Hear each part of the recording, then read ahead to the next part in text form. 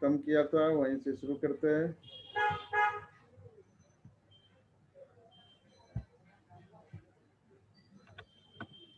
Question number 3 में हमने निकाला था P(E1)/A equals to P(E1)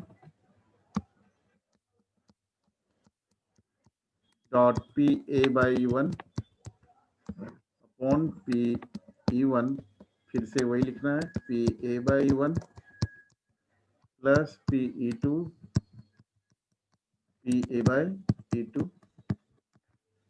ठीक है, तो यहाँ से फॉर्मूला यूज कर लो आप। PE1 हमारा था 0.6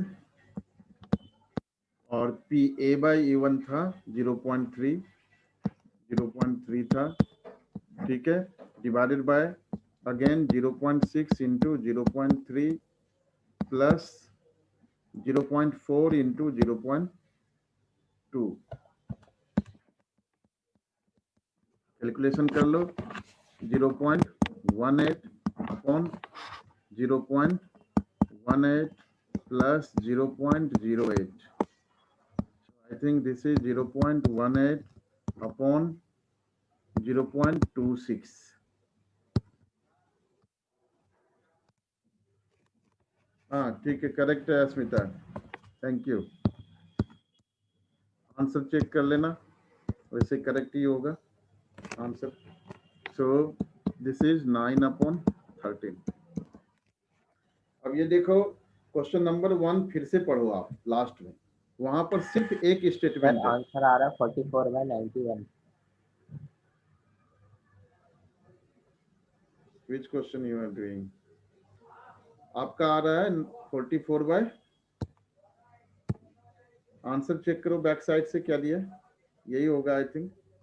बेटा आंसर यस तो सर। मेरे को देखो 5th का ही बता देता हूँ, आप देख लो 22/133। इसके बाद 44/91 भी है एक का, किसका है? 12 का है। 12 का 44/91 होना चाहिए आई थिंक।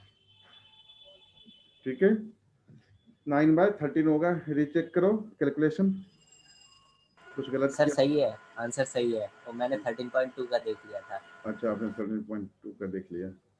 ठीक है, क्वेश्चन नंबर 4 बताना पड़ेगा, 5 भी बताऊंगा। ठीक है, इन आंसरिंग अ क्वेश्चन आप लोग बनाएंगे, इसकी सारी चीजें आप लोग बनाएंगे, और जहां दिक्कत आएगी मेरी हेल्प लेंगे आप लोग। देखो कैसे, अगर मान लो ढंग से समझ में नहीं आ रहा है तो मोटी मोटी बात सबसे नीचे चले जाओ। What is the probability that the student knows the answer given that answer is correct. तो दो चीजें हैं, गिवन दैट, प्रोवाइडेड दैट, इस तरह से दो स्टेटमेंट हो तो इसका मतलब लास्ट में तो समझना है कि ये बेस थ्योरम का केस है। ठीक है, लेकिन ये एक चीज ध्यान रखना, conditional probability, simple conditional probability भी हो सकती है ऐसे केसेस में, तो वो समझ में आ जाएगा क्योंकि बेस थ्योरम में मोर देन 1 इवेंट्स होते हैं, उस मतलब सेम सैंपल स्पेस के पार्टीशंस होते हैं। ठीक है, इसलिए आसानी से पकड़ लोगे। ठीक है, अब multiple choice question, student either knows the answer, guesses the answer. E1 लिया हमने, नोज द आंसर। E2 लिया, गेसेस आंसर। ठीक है, तो दिया हुआ है let 3/4 be the probability that he knows the answer and 1/4 be the probability that he guesses. तो 3/4 he knows the answer, 1/4 he guesses. PA/E1 answer is correct if he knows the answer, इसका नहीं दिया हुआ है, ध्यान रखना। और यही इस क्वेश्चन का ट्विस्ट था और कुछ भी नहीं है, बड़ा आसान है समझना इस चीज को।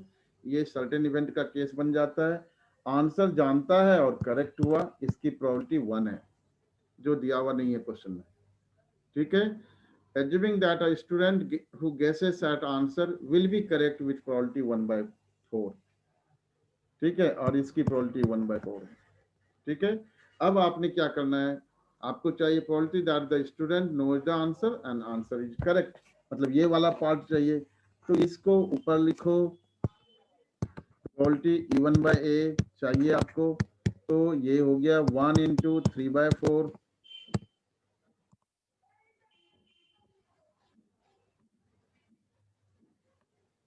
अच्छा, कौन सा स्मिता क्वेश्चन नंबर जो अभी बता रहा हूँ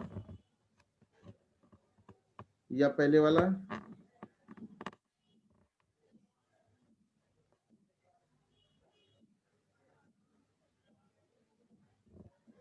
यही, अच्छा तो ये, अच्छा ठीक है, ये करना वैसे आप लोगों को था, इसलिए मैंने इसके मेन चीजें सिर्फ बताए आपको। P1 हमने E1 इवेंट ले लिया हमने कि स्टूडेंट नोज द आंसर, और E2 ले लिया स्टूडेंट गेसेस द आंसर, और A इवेंट ले लिया आंसर इज करेक्ट। P1 दिया हुआ है क्वेश्चन में कि आंसर जानता है, उसकी प्रोबेबिलिटी 3/4 है, गेस करता है उसकी प्रोबेबिलिटी 1/4 है। ठीक है, इसके बाद दिया हुआ है कि answer assuming that a student who guesses at answer will be correct with probability 1/4। तो इसकी प्रोबेबिलिटी तो दिया हुआ है कि आंसर गेस करता है और करेक्ट होता है, बट इसकी प्रोबेबिलिटी नहीं दी हुई है कि जानता है और करेक्ट होता है। तो ये श्योर इवेंट का केस है, जानता है तो करेक्ट हुआ ना, जानता है इसी वजह से करेक्ट हुआ, श्योर इवेंट का केस है, इसलिए इसकी प्रोबेबिलिटी हमने 1 लिया हुआ है। ठीक है, P(a/E1), ए मतलब आंसर करेक्ट हुआ, E1 मतलब जानता था, तो जानता था करेक्ट हुआ, इसका प्रोबेबिलिटी 1 है। और यही इस क्वेश्चन का जो यूएसपी था, जो मेन पॉइंट था, मेन ट्विस्ट था, यही था। तो ये इजीली आप समझ सकते हैं कि आंसर ये दिया हुआ है आपको और ये पार्ट नहीं दिया हुआ है, तो आंसर जानता था और करेक्ट हुआ, ये श्योर इवेंट का केस है, इसलिए 1 ले लिया हमने। ठीक है, इसके बाद आपने फॉर्मूला अप्लाई करना है, P1 इंटू P(a/E1), तो ये 1 इंटू 3/4 हो गया, नीचे भी 3/4 प्लस 1/4 इंटू 1/4, 1/16 जो आएगा वो आंसर होगा। देखो क्या आता है, ये आ गया, अब कैलकुलेशन यहाँ पे कर लेता हूँ, 3/4 और नीचे हो गया आपका 16, 4 4 जा 12 प्लस 1 13, तो 3/4 into 16/13, so this comes to 12/13, यही आंसर है। ठीक है, सर ये E1 बाय ए वाला ये बता सर, ये क्वेश्चन से हमें कैसे पता? ये क्वेश्चन से कैसे पता चला कि E1/A निकालना है, यही ना, यही पूछ रहे हैं ना? ठीक, सबसे लास्ट में यस सर। चले जाइए, क्वेश्चन के लास्ट में, हमेशा क्वेश्चन के लास्ट में जो चाहिए वो होता है, क्या लिखा हुआ है, what is the probability that the student knows the answer. ठीक है, तो प्रोबेबिलिटी किसकी निकालनी है, he knows the answer, even हमने क्या लिया है, ही नोज द आंसर। ठीक है, गिवन दैट, गिवन दैट मतलब प्रोवाइडेड, गिवन दैट ये वर्ड कंडीशनल वर्ड है, तो इसके बाद जो भी इवेंट है वो नीचे आएगा, कंडीशन में आएगा। जो अपॉन A/A लिखते हैं वो क्या है, कंडीशन का इवेंट है। ठीक है, तो E1/A हो गया। एनी डाउट, समझ आया या फिर रिपीट करो? No sir. क्लियर है ना? आ गया लास्ट में सर। चले जाना है अपन, लास्ट में देखना है कि क्या दिया हुआ है, लास्ट में what is the probability that. ठीक है, एक चीज, फिर उसके साथ प्रोवाइडेड, गिवन दैट, ऐसा कुछ लिखा होगा, फिर दिया होगा, तो उसको नीचे रखना है।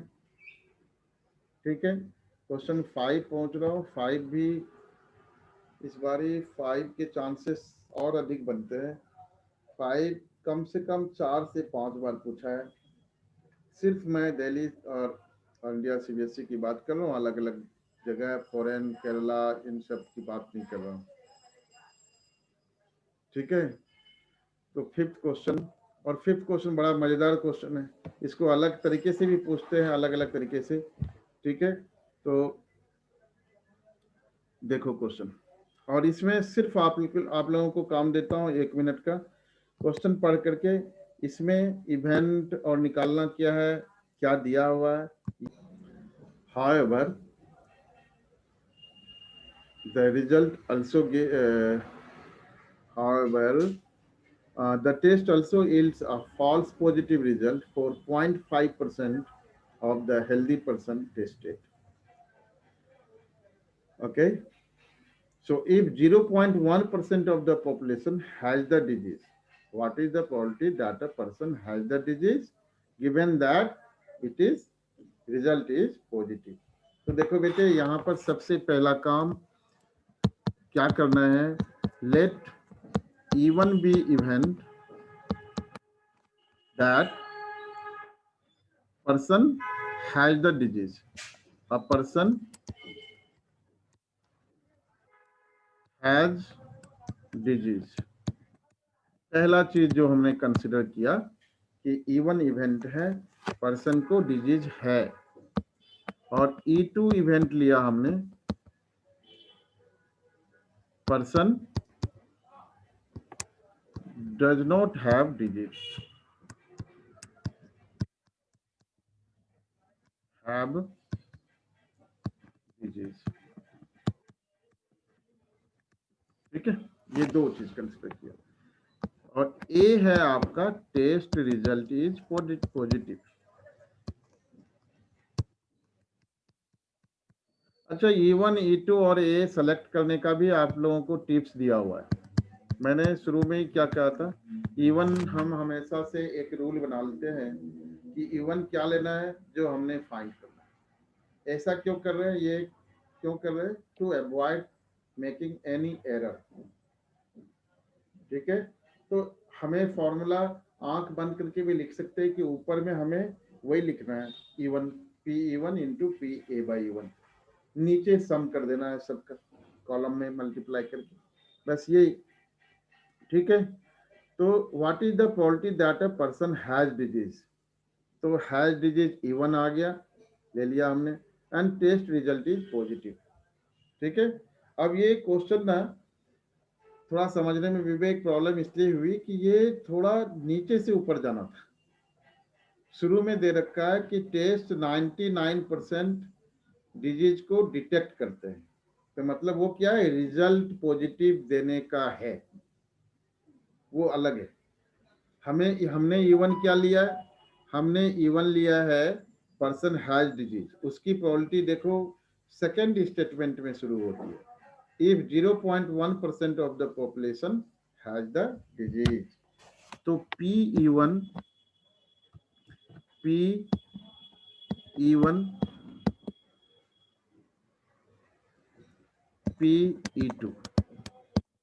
P1 क्या है, पर्सन हैज द डिजीज 0.1% है, तो 0.1% मतलब 0.00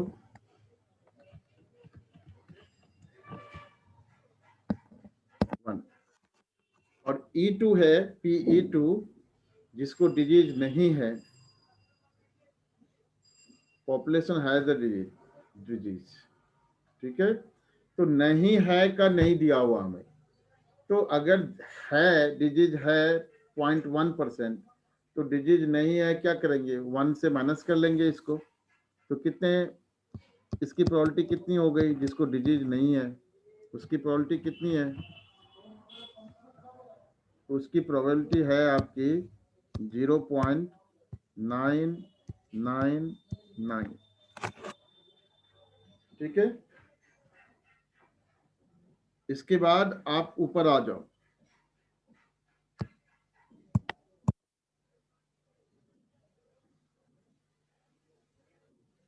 बेटा 0.1% दिया हुआ है ना, if 0.1% of the population has the disease, ठीक है, 0.1% पॉपुलेशन हैज द डिजीज लिखा हुआ है, सेकेंड स्टेटमेंट पढ़ो, इसमें लिखा हुआ है ना 0.1%, तो 0.1% कितना हुआ, 0.1/100, उसको पॉइंट में लिख लिया हमने और कुछ नहीं किया।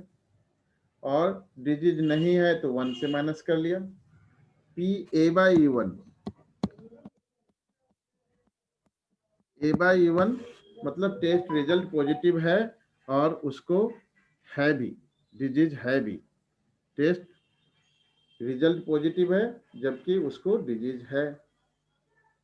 बहुत बढ़िया से प्रेजेंट किया है इशिता आपने, बहुत बढ़िया से। पीईटी को ई2 को लिख लिया 1 माइनस P1, गुड, ऐसे करना है। ठीक है, मैं एक काम करता हूँ, इशिता ने जो करा है उसको मैं ब्रॉडकास्ट करके वहीं से समझाता हूँ। ठीक है, बहुत बहुत अच्छा। चलो एक बार समझा लेता हूँ, बहुत अच्छा प्रेजेंटेशन है, मैं भेज दूंगा इशिता ने जैसे किया वैसे प्रेजेंट करना है। ठीक है, P A by E one, A by E one मतलब टेस्ट रिजल्ट पॉजिटिव है और डिजीज है भी। ये सबसे ऊपर में दिया हुआ है, 99% केस में टेस्ट रिजल्ट पॉजिटिव है जबकि पर्सन को डिजीज है। तो 99% मतलब 0.99। P A by E to,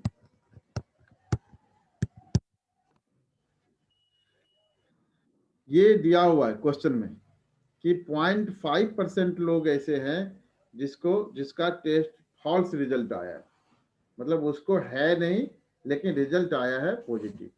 तो ये 0.005 हो गया। ठीक है, ये हो गया। नाउ इसके बाद फॉर्मूला लिखना है सिर्फ आपको, और कोई काम नहीं है इसमें। P E one by A चाहिए आपको, which is P E one into P A by E one upon P E one, P A by E one plus P E two, P A by E two. ठीक है, P E one तो ये multiply कर लेते हैं आप column में, 0.001 into 0.99 upon, फिर से वही लिखते हैं 001 इंटू 0.99 प्लस इधर इन दोनों को मल्टीप्लाई करना है 0.999 इंटू 0.005। ये कैलकुलेशन का पार्ट है जो करना है आपने। तो जब इसको कैलकुलेशन करोगे ऊपर में मल्टीप्लाई करोगे तो आ गया आपका 0.00099 अपॉन, नीचे भी वही होगा 0.00099 प्लस ये आ गया आपका 0.00485 या 95, कितना होगा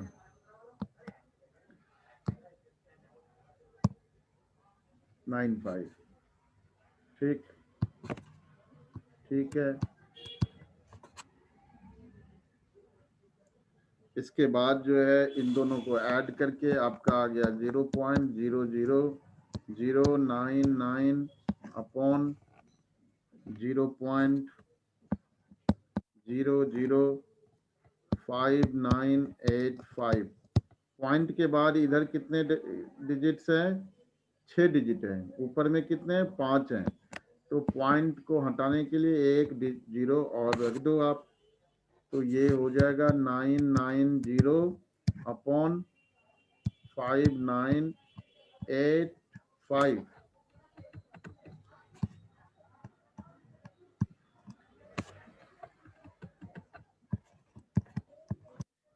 ठीक, तो इसके बाद कैलकुलेशन कर लो। तो पहले 9 से कर लो, 9 5 जा 9 6 जा 9 6 जा 54, 5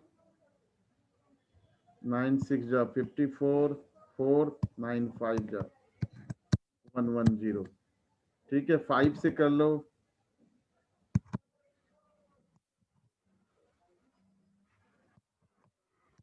22।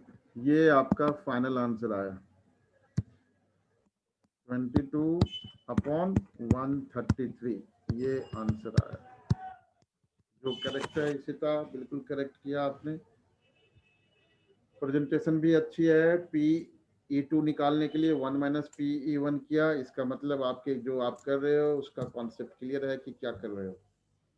जब आप अच्छे तरीके से क्वेश्चंस को के सॉल्यूशन को प्रेजेंट करते हो तो वो चीज़ समझ में आने लगती है चेक करने वाले को कि अच्छा इसका क्लियर है कॉन्सेप्ट।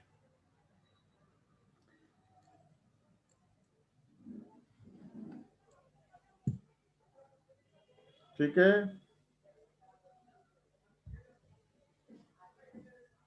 आज यहीं तक, नेक्स्ट क्लास में आगे करेंगे।